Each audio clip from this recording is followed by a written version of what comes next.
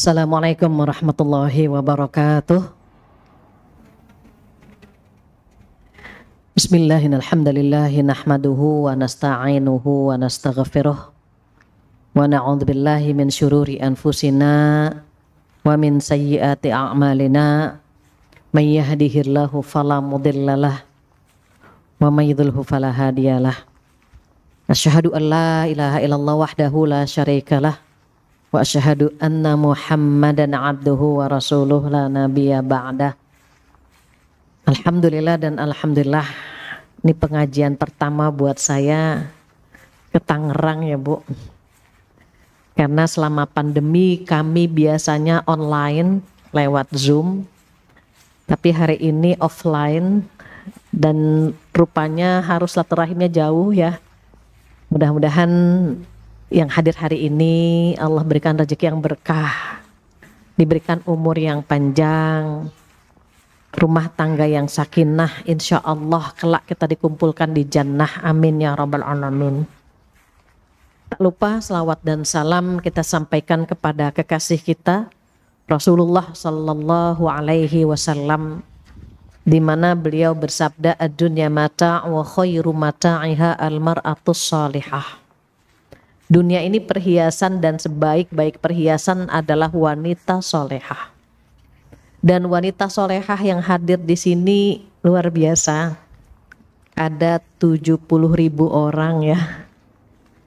Dengan para malaikatnya, Masya Allah. Pengajian terindah, mudah-mudahan walaupun jumlahnya hanya 7.000, mudah-mudahan ilmunya bermanfaat dan menjadi jariah buat saya di hari kiamat nanti. Amin ya rabbal alamin. Berbicara tentang wanita, saya diminta membahas tentang duhai wanita, Allah begitu memuliakanmu. Ada apa dengan wanita? Anaknya perempuan semuanya Neng ya. Nah, Rasulullah bersabda begini, barang siapa yang memiliki anak perempuan 3 dan kamu bagus mendidiknya, maka surga bagimu.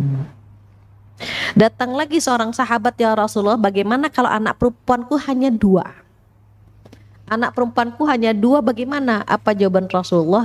Kalau anak kamu 2 perempuan dan kamu bagus mendidiknya, maka surga bagimu. Seandainya Rasulullah masih ada dan kita bertanya bagaimana kalau anak perempuan kita cuma 1 gitu, pasti beliau akan menjawab, kalau kamu bagus mendidiknya maka surga bagimu. Mengapa? Karena anak perempuan itu menjadi penghalang kita dari api neraka.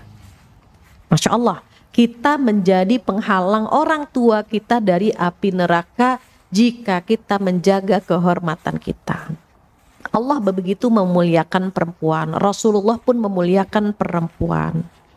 Maka indah rasanya jika yang Allah berikan kepada kita bisa kita maksimalkan dengan sebaik-baiknya. Disitulah di surat An-Nur ayat 31, ada yang bawa Quran gak Neng? Maaf Ibu, saya biasa ngisi anak-anak muda jadi neng terus. Kalau ada bisa tolong buka surat An-Nur ayat 31. Mas Anam juga boleh. Tolong dibacakan surat An-Nur ayat 31 sehingga yang lain bisa mendengarkannya. Surat An-Nur itu kalau nggak salah surat 24. Ini surat perempuan ya, surat An-Nur gitu ya. Bagaimana Allah memuliakan wanita, bagaimana Allah menjaga wanita, maka kita perhatikan surat An-Nur ayat 31, di mana di ayat itu kita diminta melakukan beberapa hal. Melakukan beberapa anjuran Allah dan Rasulnya di surat An-Nur. Sudah ketemu Mas Anam? Atau yang lain boleh? Tolong dibacakan surat An-Nur. Kalau enggak sempat ayatnya, artinya pun enggak apa-apa. Surat ke-24, Ibu yang punya HP bisa download Quran. Surat ke-24, udah ketemu Neng? Boleh, yang sudah ketemu. Betul, ayat 31. Boleh, Neng. Perempuan yang beriman agar mereka bersaudara dan kalau berharap pengaluannya. Iya. biasanya perutnya kecuali yang biasa Mhm. dadanya Iya. dan janganlah penampakan biasanya Mhm. ada suami mereka Mhm. mereka atau mereka Mhm. atau mereka Mhm. atau bahkan ayat mereka ini keinginan perempuan Mhm. dan janganlah mereka kalau kelihatan namanya keburukan Mhm. dan bertobatlah kamu kepada Allah oleh perkara yang beriman. Masya Allah. Kalau mau beruntung, kita sama-sama melakukan apa yang Allah perintahkan di surat An-Nur ayat 31. Bagaimana cara Allah memuliakan kita? Allah menyampaikan ayatnya begitu indah untuk kita. Karena kita sebagai perempuan menjadi penghalang api neraka orang tua kita. Jadi kalau seorang anak perempuan menjaga kehormatannya, maka orang tuanya selamat dari api neraka. Itu yang membuat para sahabat di masa itu begitu menjaga anak-anak perempuan mereka karena mereka tahu indahnya punya anak perempuan. Apa kata Allah? A'udzubillahi minasyaitonirrajim. Wa kullil mu'minati yaghdudna min absarihin. Dan katakanlah kepada wanita-wanita beriman. Allah menyebutnya wanita beriman. Berarti yang kafir nggak masuk gitu. Kenapa Allah menyebutkan wanita beriman? Orang yang punya iman itu responnya cepat. Orang yang punya iman itu menjalankan perintah Allahnya itu cepat gitu. Nggak mikir-mikir lagi, disuruh sholat cepet, disuruh puasa cepet gitu maksudnya. Makanya perintah-perintah Allah terkait dengan puasa, Allah bukan memanggil wahai orang Islam, bukan. Allah selalu memanggil dengan kalimat A'udzubillahi minasyaitonirrajim, ya ayyuhalladzina amanu, wahai orang-orang yang beriman. Selalu Allah sebut wahai orang yang beriman. Mengapa? Iman itu yang membuat dia cepat menyambut seruan Allah. Iman itu memiliki energi. Iman itu memiliki ketulusan untuk menjalankan apa yang Allah perintahkan. Maka di ayat ini apa kata Allah? Hendaklah kalian menahan pandangan kalian. Apa arti menahan pandangan? Menahan pandangan itu ketika seseorang menatap lawan jenis yang bukan mahram, mereka tidak mengumbar nafsunya. Mengapa? Karena umumnya, ini nggak tahu kalau ibu-ibu di sini pada senang drakor nggak ya? Di Jakarta itu senang banget sama drakor.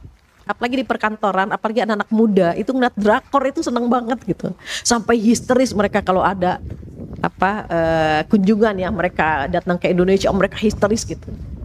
Pernahkah mereka histeris ketika melihat ustadz gitu, melihat ulama? Enggak ya. Tapi ketika melihat drakor mereka gitu. Kalau saya menyampaikan ke putri saya, ini belum kenalan ya Bu. Saya tuh punya anak 7, laki 6, perempuan 1. Jadi pertama, kedua, ketiga, keempat, kelima laki-laki. Masih penasaran pengen dapat perempuan. Alhamdulillah anak ke-6 perempuan. Saya pikir udah selesai. Ternyata ketika saya berumur 48 tahun saya hamil. Ibu masa menopause 48 ya Bu, mau jadi nenek hamil. Jadi saya punya anak lagi masih kecil usia 5 tahun. Amanah dari Allah gitu ya, laki-laki. Nah ini saya memiliki anak perempuan, saya katakan ke anak saya begini, nak, anta ma'aman ahbabta, engkau bersama orang yang engkau cintai. Kalau kita senangnya sama siapa, dia di mana nih nantinya? Kalau dia di neraka, na'udzubillah, kita ikut ke neraka. Kalau yang kita kagumi orang soleh, yang kita kagumi orang baik-baik, dia ke surga, kita ikut. Jadi apa artinya? Jangan mencintai orang kafir. Karena kalau orang kafirnya masuk neraka, kita bersama mereka, na'udzubillah. Ahlan Ibu, selamat datang ibu-ibu. Silahkan.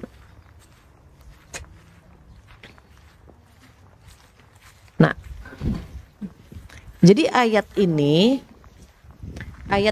di surat An-Nur ayat 31, anjuran yang pertama adalah menahan pandangan.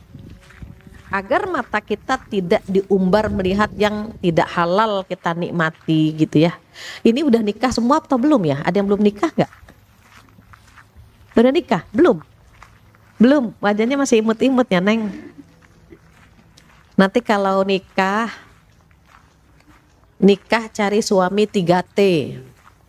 Apa 3T? Takwa, tampan, tajir. Nah, yang belum nikah sama nih, laki-laki yang belum nikah, cari istri yang memiliki kriteria 3S. Sholihah, sabar, cantik. Cantik hatinya, cantik tutur katanya, cantik akhlaknya ya. Kayak ibu-ibu di sini kan Masya Allah nih. Insya Allah penghuni surga semua. Jadi kriteria yang pertama, anjuran atau perintah yang pertama Allah sampaikan di surat An-Nur ayat 31, menahan pandangan. Artinya apa? Jangan diumbar melihat hal-hal yang haram. Apalagi yang sudah menikah, dah mau cantik boleh nggak sih? Boleh untuk suami. Jadi itu yang pertama, tahan pandangan. Apa yang kedua? Yang kedua menjaga kehormatan. Haram selingkuh, haram berkhianat dengan pasangan. Kalau Tangerang kayaknya solehah semua ya. Ibu di Jakarta itu ada beberapa istilah yang membuat kita terkadang nggak nyaman gitu ya. Kalau ibu pernah dengar ada di perkantoran namanya BCA, apa BCA? Bobo ciang gitu. Jam istirahat, hari Jumat itu kan jam istirahatnya panjang tuh. Nah mereka terkadang BCA itu. Kalau di Tangerang kan masih solehah, masih murni, masih bersih ya, insya Allah nggak ada istilah itu. Allah menyampaikan apa? Pertama menahan pandangan, kedua menjaga kehormatan. Kenapa? Allah memuliakan kita, maka mata kita tahan, kehormatan kita jaga. Terus mengapa terjadi banyak perselingkuhan, terjadi banyak pengkhianatan? Kok bisa? Apa perempuan yang salah? Tergantung. Kalau perempuannya tidak menutup aurat, maka perempuan punya andil dalam dosa tersebut. Makanya di ayat selanjutnya, setelah kita diminta untuk menahan pandangan, diminta untuk menjaga kehormatan, Allah meminta kita menutup aurat kita. Boleh tanya nggak Ibu? Aurat laki-laki batasannya apa ya? Apa? Paha. Perut ke lutut. Laki-laki, kalau perempuan? Pinter ya anak nih. Iya Neng, rambutnya Neng ya? Nak ya? Oh, kata siapa nak? Oh, Bu Guru pantesan. Perempuan apa ibu-ibu auratnya batasannya dari mana ke mana? Seluruh tubuhnya aurat kecuali wajah dengan telapak tangan. Artinya ibu udah nutup aurat semua. Masya Allah. Jadi seluruh tubuh kita aurat kecuali wajah dengan telapak tangan. Kenapa sih wajah boleh kelihatan? Ada yang tahu nggak Ibu? Baru kenalan udah ditanya ya, Masya Allah. Niatnya kenapa sih ditanya? Biar nggak baca doa tidur gitu ya. Biar kita ngobrol-ngobrol nih. Saat Allah membolehkan wajah terlihat, wajah ini mewakili. Kalau ada orang ta'aruf mau nikah, itu lihat wajahnya udah mewakili. Kalau wajahnya putih, dalamnya putih gitu. Kalau wajahnya hitam manis, dalamnya hitam manis, begitu maksudnya. Jadi kalau mau kenalan cukup lihat wajahnya saja. Kenapa? Karena ketika akan menikah itu kan harus mengenal, harus ada rasa. Samalah ibu-ibu waktu nikah sama suami kan ada rasa dulu kan gitu. Kalau misalnya melihat gak ada rasa, jangan dipaksakan. Nanti Neng kalau mau ta'aruf gitu ya, lihat sampai ada rasa. Mengapa? Karena Rasulullah pernah bertanya kepada salah seorang sahabat, kamu udah melihat wajahnya belum? Gitu. Kata pria ini belum. Apa kata Rasulullah? Balik lagi, lihat lagi, khawatir di matanya ada sesuatu. Jadi disuruh melihat wajah. Itu ya Bu, kenapa wajah boleh dilihat.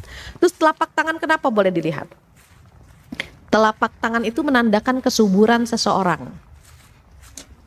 Jadi kalau misalnya di tangannya ada dagingnya, berarti dia semok. Apa semok? Seksi dan montok. Kalau di talangannya nggak ada dagingnya, berarti ibu langsing. Wah, langsung ada tangan semuanya. Nah, belum, masih muda ibu, paling baru berapa Neng?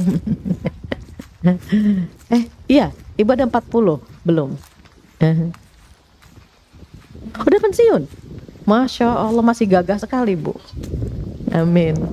Jadi telapak tangan ini menunjukkan kesuburan seseorang.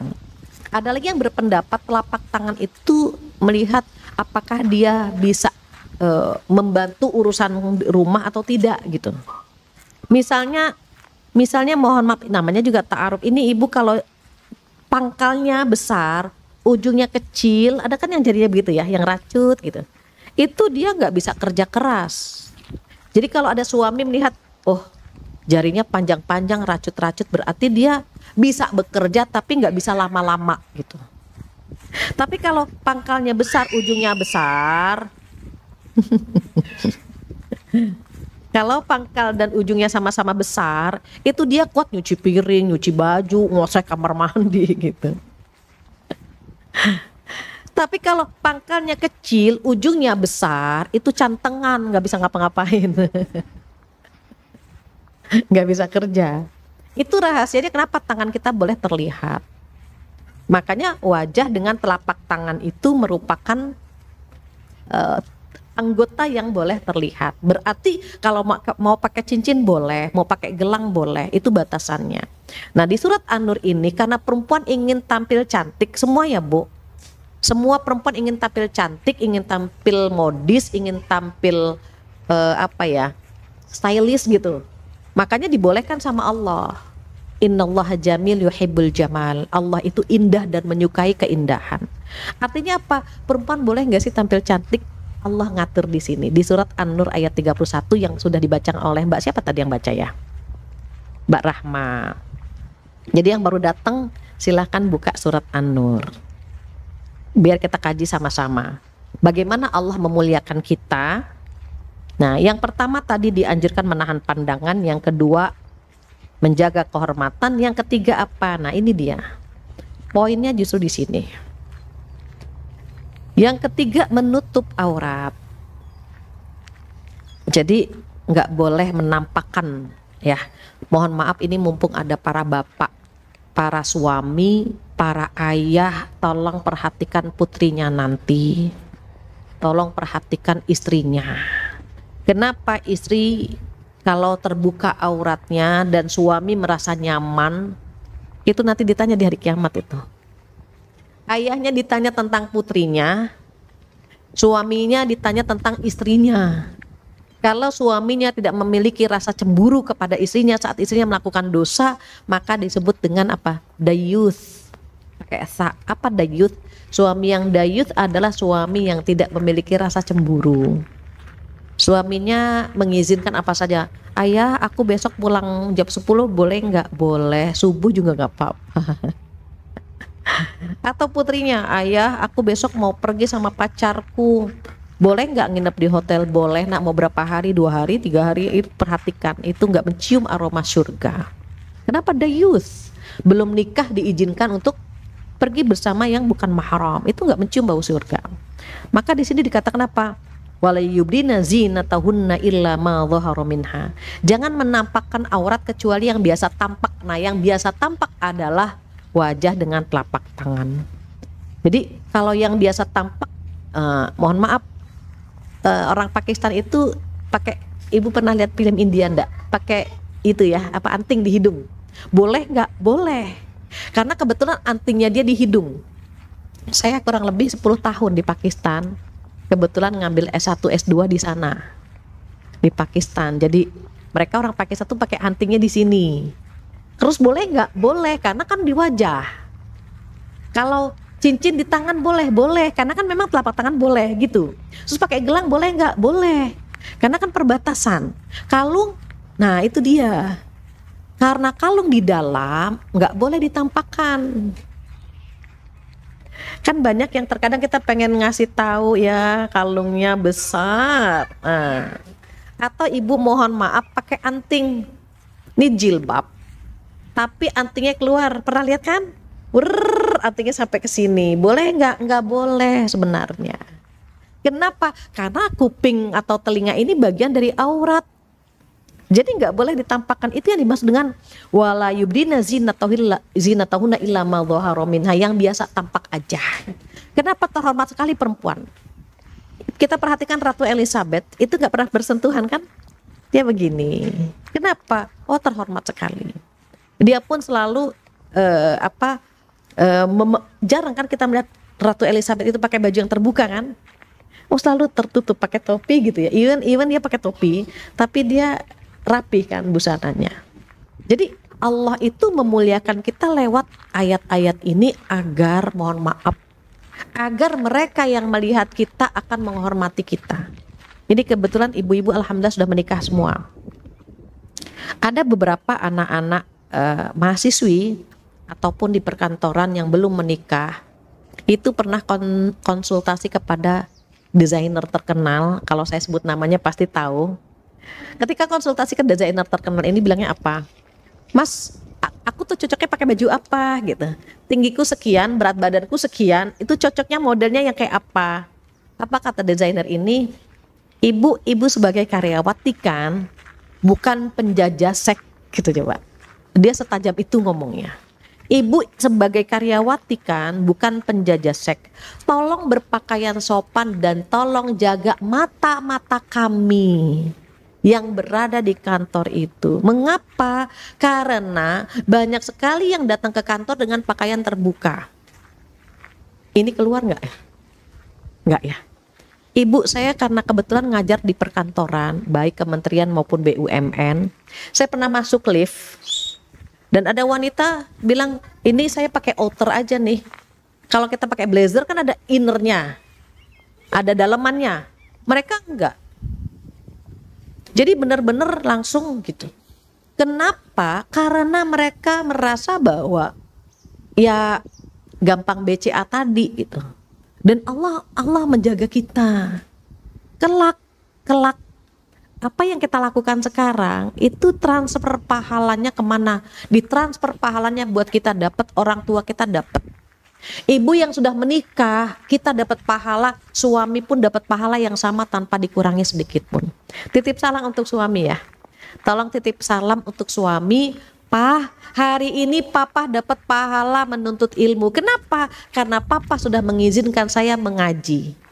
Saya menuntut ilmu, saya dapat pahala. Menuntut ilmu dapat pahala wajib. Papa pun di rumah mendapatkan pahala yang sama tanpa dikurangi sedikit pun. Indah kan gitu. Kenapa? Karena menuntut ilmu itu hukumnya wajib. Jadi kita mendapatkan pahala wajib, suami pun mendapatkan pahala yang sama tanpa dikurangi sedikit pun. Masya Allah. Kalau bapak-bapak di sini berarti dapat 2 kali pahalanya. Dapat pahala ngizinin istri, dapat pahala datang juga gitu ya. Terus perempuan bagaimana? Perempuan boleh nggak sih cantik? Diatur lagi di surat ini. Perempuan boleh cantik cuma 2 syaratnya. Silahkan. Mau cantik boleh nggak sih? Boleh. Cuma 2 syaratnya. Apa yang pertama? Yang pertama kepada mahram. Nah, mahramnya di sini disebutkan. Ini saya harus bagi waktu untuk menyampaikan materi sama ngobrol ya. Saya kasih waktu masih 5 menit lagi lah. Biar selebihnya ibu bisa bertanya. Mahram itu semua yang tidak boleh nikah sama kita namanya mahram. Boleh tampil cantik, yang pertama kepada mahram. Mahram itu semua yang tidak boleh nikah sama kita, tapi suami sudah jadi mahram, gitu ya. Berarti siapa yang jadi mahram? Ada papan gak ya? Ibu saya buat ilustrasi ya. Gak apa-apa, gak usah nanti takut lama, gak apa-apa. Saya buat ilustrasi saja. Ini ring itu apa ya? Lingkaran ya, ini lingkaran pertama. Nah, lingkaran pertama nih isinya suami. Ini ring 1 tuh. Ibu buat lingkaran, itu ring 1 suami. Suami itu nggak ada batas auratnya. Mohon maaf, seluruh tubuh kita untuk suami. Itu ring 1. Jadi ibu jangan terlalu soleha sama suami pakai jilbab. Kalau sudah nikah udah halal. Itu ring 1. Kalau sudah menikah, suami paling berkuasa dengan tubuh kita. Nomor 1, tampillah cantik di hadapan suami. Kenapa para suami banyak yang komentar begini, Bunda kalau keluar cantik seperti ratu, di rumah seperti pembantu, malam hari seperti hantu. Kok bisa? Iya, karena kalau keluar kita cantik banget gitu. Apalagi ibu kalau melihat, Masya Allah ya, artis hijrah kan sekarang banyak nih artis hijrah. Itu mereka kalau di rumah cantik, tapi setelah mereka hijrah, mereka rapi saja kalau keluar. Kenapa? Mereka sudah tahu cantiknya di mana? Ya di rumah untuk suami.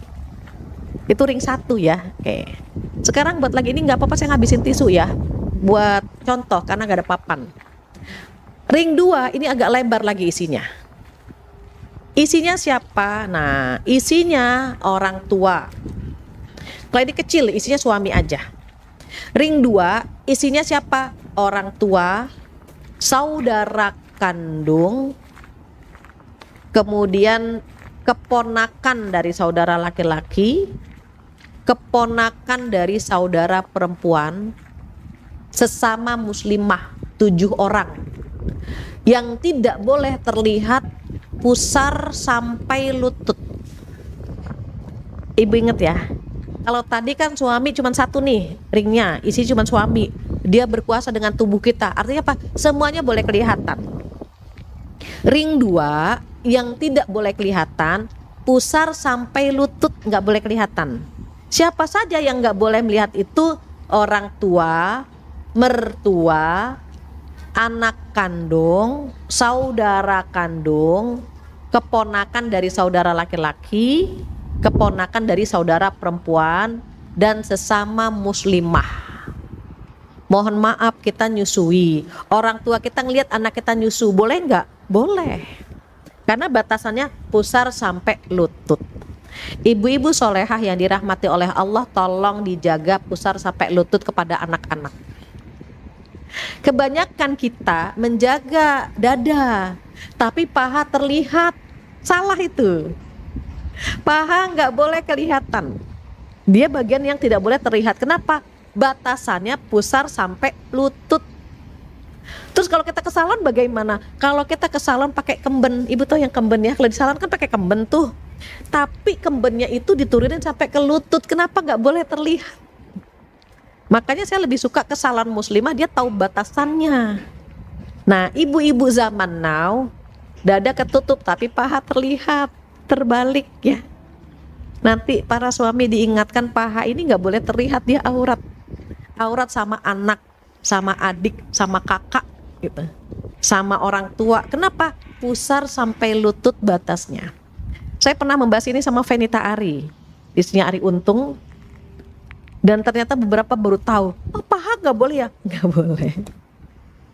Jadi batasannya saya luruskan, pusar sampai lutut, yang tidak boleh terlihat oleh siapa tadi Bu? Orang tua, mertua, terus anak kandung, saudara kandung, keponakan dari saudara laki-laki, keponakan dari saudara perempuan, terus sesama muslimah. Artinya apa? Orang kafir nggak boleh melihat tubuh kita. Kita ke salon nih, yang punya salon non muslim nggak boleh.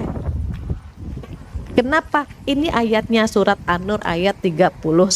Itu payung hukumnya itu. Apa ya payung hukum itu? Dalil. Dalil. Makanya saya kalau mau ke salon nanya dulu, ini yang hairstylistnya muslim apa enggak? Oh bukan, non muslim. Langsung saya keluar nggak jadi. Hafal ya Bu, mudah-mudahan keluar dari masjid hafal semua. Ini wajah-wajahnya wajah-wajah cerdas masalahnya ya insya Allah. Oke, udah tahu ya. Ring keberapa tadi? Ring kedua, isinya banyak nih. Terakhir ring 3. Ring 3 siapa? Ring 3 kembali kecil lagi. Ring 3 kembali kecil lagi, ring 3 adalah paman. Jadi pertama kecil, kedua besar, ketiga kecil lagi. Ringnya cuma sedikit gitu, bentuk ring, bentuk cincinnya kecil. Yang kedua besar, yang ketiga kecil lagi. Siapa mereka? Paman saja. Batasan paman ini leher. Leher sampai lutut. Padahal paman itu tadinya di ring 2. Diingat ya Bu, paman sebenarnya di ring 2. Namun karena anaknya paman boleh nikah sama kita. Anaknya paman boleh nikah sama kita, maka paman agak naik ring ketiga. Hanya boleh bagian apa? Leher sampai lutut. Jadi leher sampai lutut nggak boleh kelihatan sama paman. Khawatir paman menceritakan kepada anak laki-lakinya, nak, anak budemu itu loh nak, gitu. Nikahlah sama anak budemu nak, gitu. Tak boleh Bu, nikah sama anak bude, sama sepupu, cousin itu nggak boleh. Apa bahasa di Tangerang ya? Misanan, sepupu, bisa dipahami kan ya Bu ya? Satu kakek, itu boleh nikah dengan satu kakek. Anaknya paman boleh nikah sama kita, anaknya bude, pade boleh nikah sama kita. Maka aurat paman leher sampai lutut. Terus selebihnya siapa? Selebihnya bukan mahram, maka harus ditutup seluruh tubuh kecuali wajah dengan telapak tangan.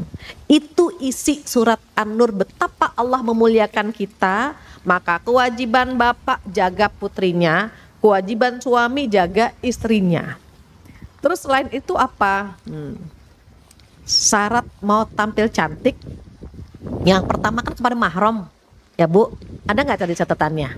Syarat cantik boleh yang pertama kepada mahram, yang kedua tidak merubah ciptaan Allah. Nah itu, tidak merubah ciptaan Allah. Neng, yang pakai jilbab coklat Aisyah bukan ya? Aisyah ya? Aisyah adiknya Sofia bukan? Yang di Jepang? Bukan? Bukan ya? Oh bukan. Saya pikir Aisyah, bukan ya? Saya punya teman mirip banget dari tadi, ini jangan-jangan Aisyah ya gitu. Namanya Aisyah, adik kakaknya di Jepang. Jadi syarat yang pertama tadi apa Bu? Kepada mahram. Yang kedua tidak merubah ciptaan Allah. Sekarang di salon tuh bisa dirubah semua. Hidung yang tawadu itu jadi takabur. Oh bisa. Sekali suntik terus langsung berdiri hidungnya. Ibu, kalau kita melihat orang yang tajir melintir, jerawat satu disuntik itu 5 juta, hilang jerawatnya. Bayangkan kalau jerawatnya ada 10, 50 juta mereka nyuntik itu. Mereka banyak yang tanya seputar itu, kenapa? Karena tajir melintir, uangnya banyak saking melintirnya gitu. Ini yang namanya dahi, mereka nggak mau ada kerut-kerut diganti sama botok hewan. Kalau dahi kita asli, saya perhatikannya asli semua dahinya. Kalau yang asli kerutnya kelihatan. Misalnya kaget, ya Allah, kaget kan ada kerut di sini. Kalau mereka yang pakai botok hewan itu kaget nggak ada kerut, cuma matanya melotot. Ya Allah. Tapi ini nggak ada kerut. Itu berarti bukan botok asli, bukan milik dia, diganti. Banyak ibu seputar pertanyaan, boleh nggak sih Bu Fatia ngerubah ini, ngerubah itu, banyak sekali. Saya bilang kalau merubah ciptaan Allah maka haram hukumnya. Kecuali kalau, mohon maaf, nauzubillah ya, seseorang kecelakaan, wajahnya rusak, kemudian harus dikembalikan lagi, nggak apa-apa. Tapi kalau operasi plastik untuk merubah agar tadi hidung yang tawadu jadi takabur, alis yang di sini jadi ganti jadi di sini alisnya gitu, nggak boleh. Ini ada salah satu pengalaman pribadi saya, datang ke salah satu rumah. Ibu kalau saya sebut tahulah namanya. Pejabat ini ketupak Bu, naruh foto lama di sebelah kiri, naruh foto baru di sebelah kanan. Yang kiri belum oplas, belum. Yang kanan oplas. Saya lihat kok Ibu beda banget ya. Yang ini hidungnya tawadu, yang ini hidungnya takabur gitu. Yang sebelah kiri agak cabi pipinya. Yang sebelah kanan itu tirus gitu. Tirus sekali. Saya keceplosan nanya sama asistennya, "Ibu kurusan atau kenapa ya kok beda gitu?" Asistennya lupa menjawab, "Pak. Oh, ibu baru oplas di Singapura kemarin." "Ah, bisa ya?" "Iya, ngambil untuk daging di hidung itu ngambil dari paha. Daging paha diganti ke sini. Untuk tirus itu dari ini, dari sini," katanya. Saya bilang, "Seperti itukah?" "Iya." Coba merusak anggota tubuh yang lain. Jadi haram. Kecuali tadi karena faktor kecelakaan atau wajahnya terbakar gitu ya. Dia minta dikembalikan ke nih foto lamanya begini gitu. Maka disitulah Allah begitu menjaga kehormatan kita, jangan melakukan hal yang dilarang. Sudah cantik kok perempuan. Dalam bahasa Arab, al-mar'ah itu artinya wanita, al-mir'ah artinya cermin. Artinya apa? Maksudnya apa? Wanita tidak bisa lepas dari cermin. Makanya di dompet kita ada kaca, iya kan? HP bisa ngaca, bangun tidur ngaca. Kaca spion juga diembat sama kita. Eskalator juga kita pakai. Di eskalator betulin ini. Di mobil ada kaca kan? Itu semua itu kaca. Kenapa perempuan hobi banget bercermin? Karena dia ingin tampil cantik, boleh. Yang penting tadi dijaga dua hal. Maka setelah kita tahu surat An-Nur dan kita berusaha mengamalkannya, ternyata kata Allah banyak yang belum bisa maksimal mengamalkannya. Tubu, bertaubat. Kalau kita pernah tabarruj, pernah memamerkan kecantikan kepada yang bukan mahram, kita pernah khilaf, kita pernah lupa. Padahal Islam begitu memuliakan kita. Seorang anak perempuan dijaga, seorang istri dijaga. Kita pernah lupa. Kita pernah tidak menutup aurat. Kita pernah melakukan hal-hal yang dilarang. Kata Allah, taubat. Kalau kamu ingin beruntung, taubat wa tubu ilallah. Bertaubatlah kepada Allah. Beruntung punya suami cerewet. "Ma, itu rambutnya kelihatan, tutup.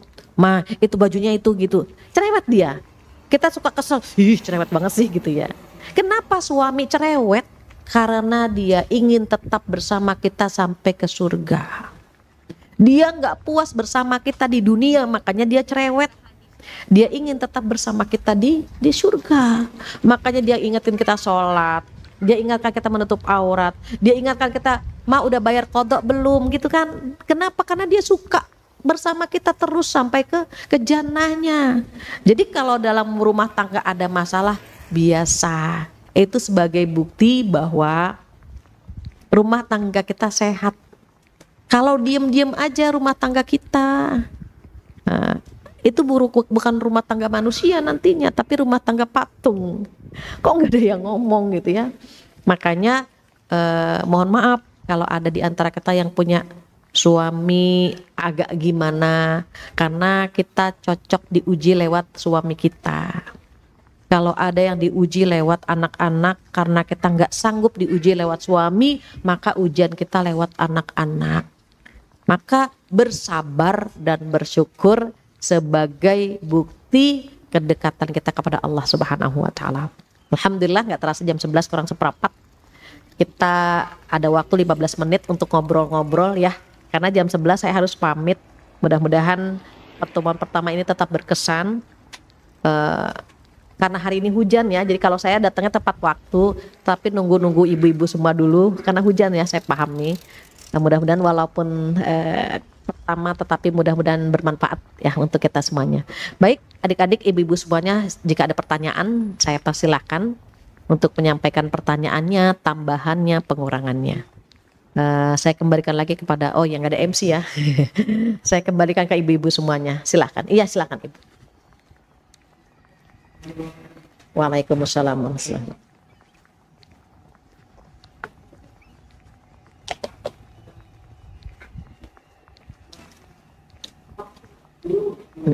Iya.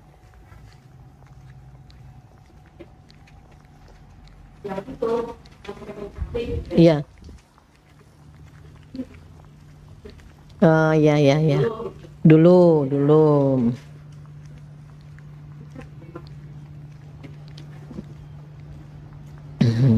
Iya, Masya Allah, bagus Ibu pertanyaannya.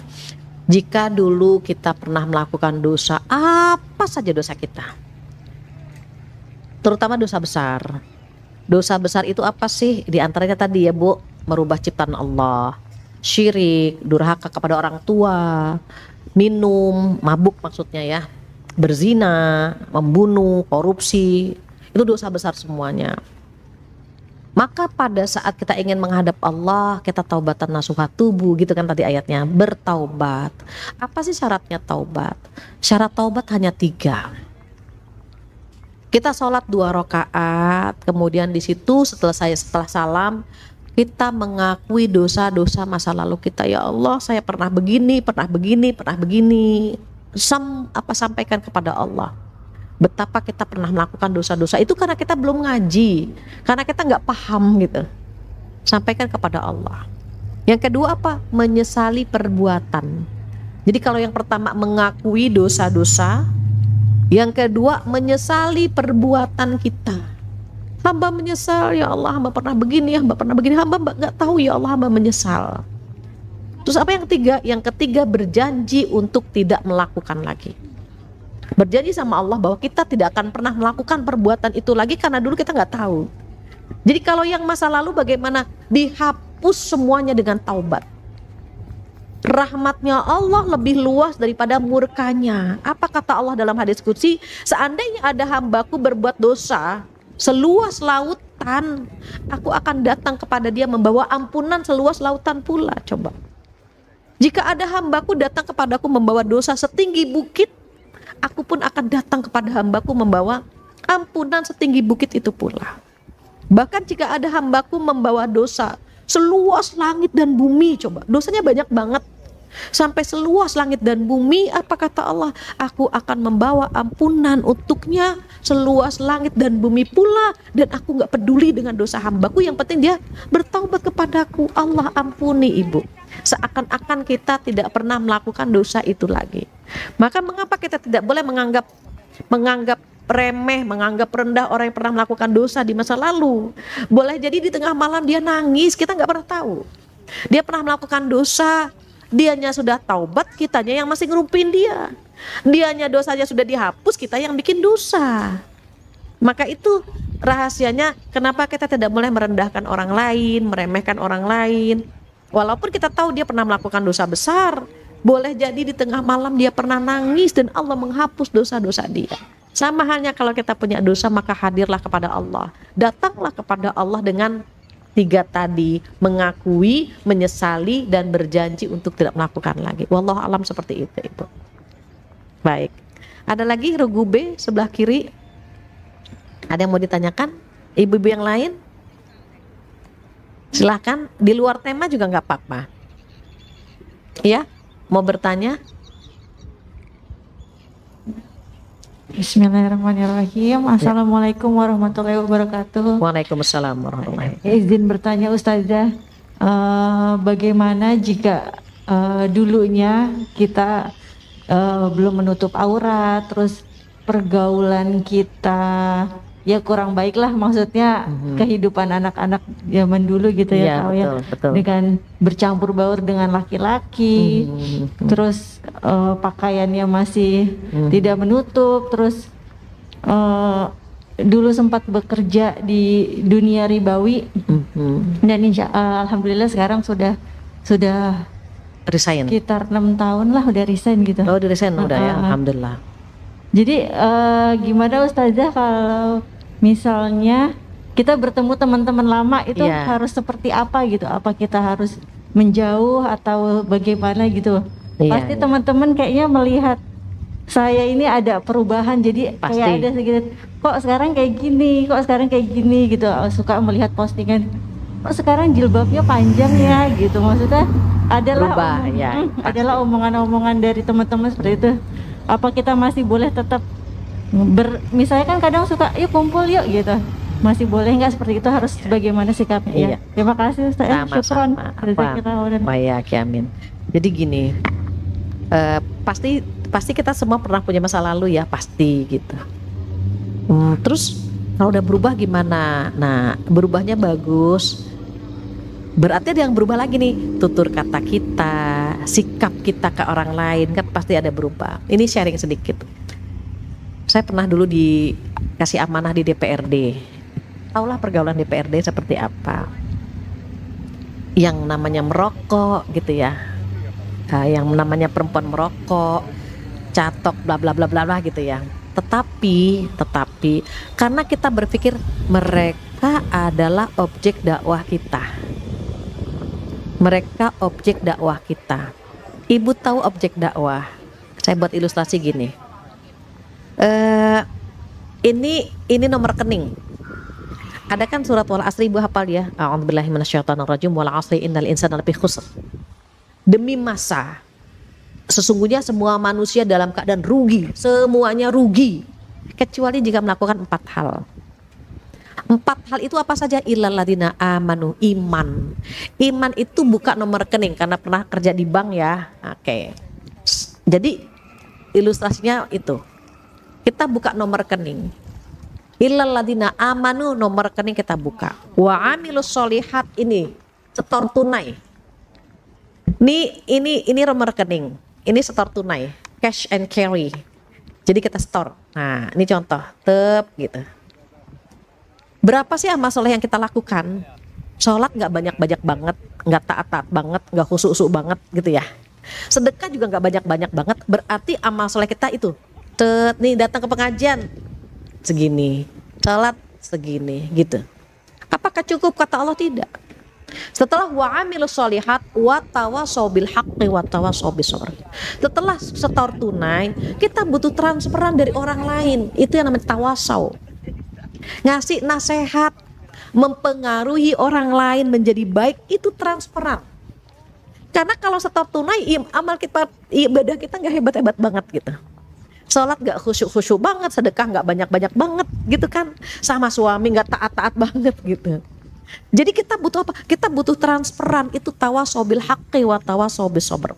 Butuh transferan dari orang lain. Contoh, misalnya Pak Agus mengumumkan tadi ya, Pak Agus dengan teman-teman di masjid mengumumkan ada pengajian. Terus ibu-ibu datang kan ke pengajian. Ketika ibu-ibu datang, yang menginformasikan dapat pahala itu. Itu yang disebut dengan transferan. Terus ibu ngajak teman lagi, ngaji yuk ke masjid, apa namanya? Al-Muhajirin ya, lupa maaf. Ngaji yuk ke masjid Al-Muhajirin. Terus yang ikut cuma 2 orang, gitu ya. Ya elah hujan, males gitu. Sebentar kok, cuman 1 jam aja. Oke, 2 orang ikut. 2 orang datang. Gitu. Mereka mentransfer semua. Kenapa? Karena gara-gara kita, bahasa gampangnya. Gara-gara kita dia dapat hidayah gitu. Apa kata Rasulullah? Demi Allah, demi Allah, demi Allah. Jika seseorang mendapatkan hidayah lantaran dirimu, karena dirimu dia dapat hidayah, maka pahalanya dunia beserta isinya. Keren kan? Bayangkan kita punya masa lalu, apakah kita perlu tinggalkan? Jangan ditinggalkan. Akhirnya apa? Even dia pernah merokok, even pakaian dia pernah gitu ya. Ketika reuni saya datang, tapi perempuan semua. Perempuan semuanya saya datang. Saya kaget, tiba-tiba dia udah berubah, pakai jilbab gitu. Karena temen, kita kalau temen kan suka ngomongnya gue lu gitu ya. Lu pakai jilbab sekarang gitu. Apa jawab dia? Iyalah, masa saya nginep sama ibu, saya tidur di hotel 3 hari bareng ibu, masa saya gak berubah? Saya haru ketika dia bilang begitu. Padahal terus ini gimana? Ngerokok maksudnya? Lu masih ngerokok gak gitu ya? Enggak. Apa artinya? Terkadang orang itu bisa berubah. Faktor hidayah ada, tapi muamalah kita dengan dia pun bisa menjadikan dia mendapatkan hidayah. Sama halnya ketika kita berpikir, aduh kita pengennya jadi orang penting, aduh yang penting saya soleh deh gitu. Kita mengukur diri, kalau kita berbaur sama mereka kita jadi toleh apa enggak. kita balik lagi jadi rusak apa enggak. Nah itu kita ukur juga. Kalau kita kuat, kita bisa ngerubah mereka, terjun. Tapi kayaknya kalau, kayaknya nih kuatan mereka daripada kita. Ndak usah. Yang paling tahu kita. Jadi kalau kita nih kayak mumpung nih kumpul nih, saya kayaknya perlu ngerubah mereka, lakukan. Tapi jangan-jangan nanti gitu ya. Itulah pengalaman para artis hijrah ketika mereka biasa dulunya dugem, terus mereka hijrah. Oh mereka meninggalkan dunia mereka. Jadi ngajak dia yuk, jangan, dia udah hijrah, jangan diajak dugem. Mereka akan menjaga jarak sendiri untuk melakukan atau mengajak hal-hal yang negatif. Mereka akan mengukur diri, jangan gitu. Karena apa? Dia sekarang udah hijrah, jangan diajak ke dunia gemerlap lagi, jangan. Mereka akan mengukur diri. Yang penting kita paham ya, cara kita bergaul, cara kita bertutur kata. Terus terang mereka nggak pernah nyentuh saya. Even yang lain kan kalau ketemu sama temennya cipika-cipiki. Tapi karena saya Pak gimana? Tetap kita ramah, tetap gaul. Tapi kan nggak nyentuh bisa gitu. Pak gimana, sehat Pak gitu. Gimana rapat kita hari ini gimana? Nggak ada masalah. Yang penting kita tetap menjaga kehormatan kita. Wallahualam seperti itu. Ya. Baik, ada satu lagi. Kalau ada satu lagi boleh ditanyakan, mau nanya ya? Enggak. Kalau ada yang mau bertanya boleh satu lagi. Kalau nggak ada pertanyaan jangan dipikirkan, nanti ibu sakit mikirin pertanyaan. Udah hujan-hujan, dingin, sakit gara-gara mikirin pertanyaan, nggak usah dipikirkan. Insya Allah bermanfaat ya Bu ya, dan mudah-mudahan ini sebagai pemberat timbangan kita di hari kiamat nanti insya Allah. Baik, jika tidak ada pertanyaan saya rasa cukup sekian. Insya Allah teman kita berkah, ilmu yang kita dapatkan bermanfaat. Jika ada kesempurnaan itu milik Allah semata. Jika ada kekurangan dari saya, mohon dibukakan pintu maaf yang sebesar-besarnya. Kita tutup dengan doa penutup majelis bersama-sama. Subhanakallahumma wa bihamdika asyhadu an la ilaha illa anta astaghfiruka wa atubu ilaik. Wabillahi taufiq wal hidayah. Assalamualaikum warahmatullahi wabarakatuh.